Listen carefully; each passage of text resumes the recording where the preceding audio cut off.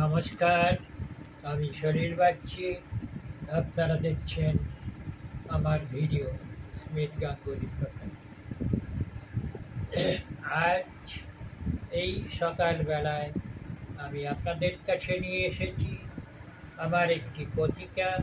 সেই পত্রিকাটি হচ্ছে রাষ্ট্রসংঘ দিবস। এখন কথা হচ্ছে রাষ্ট্রসংঘ কি এবং রাষ্ট্রসংঘ দিবসই বা কি। রাষ্ট্র অর্থাৎ পৃথিবীতে যে সমস্ত দেশ আছে বা রাষ্ট্র আছে তাদের যে একটি সংঘ বা ক্লাব, সেইটি হচ্ছে রাষ্ট্রসংঘ। তাহলে সহজে এক কথায় বললাম, বিস্তারিত বোঝাবার প্রয়োজন নেই।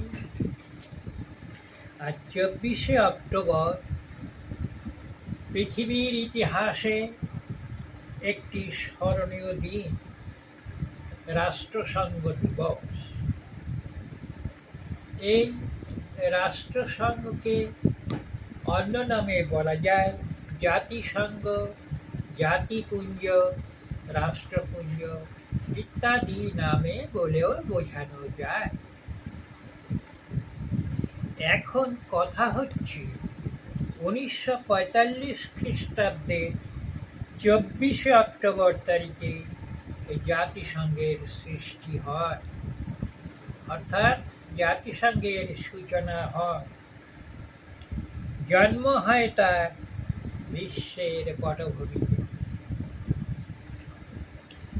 তাকেই স্মরণীয় করে রাখতে, এই স্মৃতিকে কার্যকরী রাখতে, জাতিসংঘ সনদকে সম্মান করতে বিশ্বের স্বাধীন এবং সার্বভৌম রাষ্ট্রসমূহের কল্যাণে এ দিবস উদযাপিত ও পালিত হয়ে থাকে প্রতি বছর।